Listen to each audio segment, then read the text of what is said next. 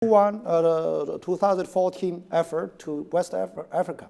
So I was in the team. So we went there with your, 1.5 months. We made a decision. We went there. So again, for all this, when you are talking about a prioritized fund, definitely you need a centralized and coordinated effort.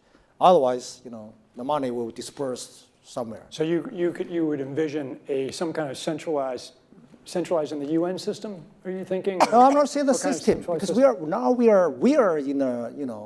in a risk for pandemic, right? So I'm not seeing the centralized system, centralized effort. You have to take my word. So at the moment we want the funds, right? You need the money. So where's the money? So government kind of supplies some money. A lot of private sectors, some are sitting here. You have some money, but now you need a really coordinated, centralized efforts. Their comments. Yeah, Toya. And piggybacking onto what he just said, hotels will be experiencing, crippling losses doing that. And we know that the hotel business in itself makes up 5% of the GDP. And with that being said, we also have to make account for that when we're trying to increase funding and look for extra ways to financially commit to this endeavor that we're on to find a vaccine and to provide resources to, all of our constituents. So. Thank you. Yeah, comments here. I think it's important to recognize that this really is an unprecedented situation, and we need to be willing, governments need to be willing to do things that are out of their historical perspective, or for the most part, it's really a war footing that we need to be on. And massive mobilization of resources is appropriate to stem the tide of this event. So when you say things that they haven't been doing in the past, you're talking about financial mobilization. Correct. In this case? Okay, Brad? We shouldn't underestimate the power of entrepreneurship. And 2008, we saw the GDP go down about 6.5%. I'm not trying to mitigate what the crisis is happening here, but we have time, a little bit of time here. And so the power of entrepreneurs coming, right now, most of our personal protection devices are manufactured in just a few countries. They used to be manufactured in a much broader base around the world. That can happen fairly quickly. We're already seeing things move from different parts of the country to different parts of the world now, and we need to escalate that, whether it's through the government's helping with tax breaks or subsidies of that nature to increase manufacturing of those types of products. It can happen quickly. A Marshall-type plan, don't mean to say that exactly, but a Marshall plan that can go into effect can stimulate change very quickly. Okay, thank you. A couple comments here, and I'll come back. Yeah. I fully support Steve, what he said. I mean, this is a new dimension for everybody, and we have to think out of the box, if I'm allowed to say it that easy. We have to use the international measures that we have, like the World Bank and the IMF, but we also have to be ready national to deal with this. And Jane, I agree fully with you. The main focus should be to somehow get this pandemic under control. If we don't progress on this, what is left, after all, honestly to say? And speaking from my industry, I mean, reality, in a situation like this, many of our competitors would have been gone for the time being. They will be on ground. They will not be able to continue business. And also a major group like Lufthansa Group will be heavily affected, and we depend on governmental support now to be ready for a time after this. I mean, we all hope we get through this, and we have to be ready on limited resources to come back in business all around the globe with all our industries. So are the airline industries, would you consider them in some ways industries that we can't let fail? Some of them I would support. I mean, otherwise the entire system breaks apart, falls apart. And still in the period where we are in the high pandemic crisis situation, we still need transportation, we still need logistics with other partners, and even for the time after this, there should be a basic service available, otherwise we can't get back. Eduardo, did you want to comment? Well, I think I would like to think that we're too big to fail or let fail, but I do believe that you need to keep the supply chains open for the containment and prevention and amelioration. We are not, I believe, at the risk of the travel or hospitality industries because you still need that backbone for logistics and supply chain. Levon? Yeah, so I've got information that this too big to fail is now moving into the financial sector, and reinsurance companies in wherever they are operating might be in risk of bankruptcy. So the question then is, as a regulator or as a central bank, what then do we do? So the question here, I think, is about getting the rest of the financial sector. So it's obvious that the stress test that we have implemented over the years hasn't worked very well, or this is a case which is really beyond what has been expected. So for the ones that are failing, I think you need to step in, because if you don't step in, then what's going to happen is you're probably going to get a systemic failure across the financial institutions. So we need to give confidence to the market, and you know, once the event is over, then to go back and review the models again. Can I just ask you to say, what is the implication if the reinsurance companies aren't able to operate? Does that worry you?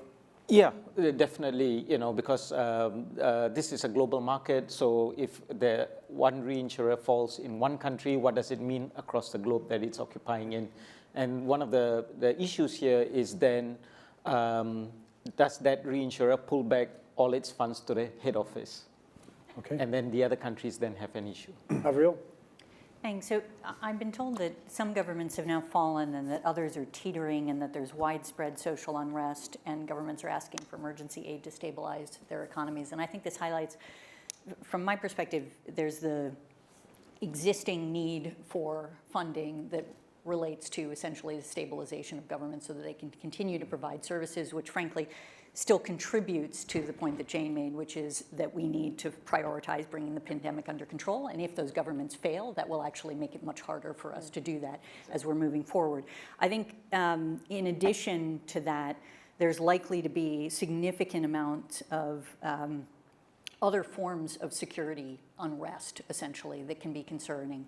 And that can come in the form of, you know, terrorist groups or others taking advantage of the situation, but it can also come in the form of, you know, famines because of the fact that there are no longer people who are supposed to be providing food in the chain there because of, you know, disease outbreaks in an area or things along those lines. And so I think there's a need to focus on assistance, humanitarian assistance, other types of assistance that can help to prevent sort of widespread death and destruction in certain areas where we see it, and where it's actually going to make it more challenging in particular to address the pandemic as it continues. But there's also the need, from my perspective, to be looking for the next few months. If we still believe that a vaccine is not going to be available for many, many months to come, then we're going to continue to see a trajectory of an expansion of this. And as a consequence, we're going to want to be able to make sure that we actually have the infrastructure in place to deliver the kind of assistance that we need in these different areas across the board, so that we can actually continue to manage the situation, not just economically, but political instability and violence that might outbreak as a consequence as well. Thank you. Yeah, Jane, and then we'll come right around here.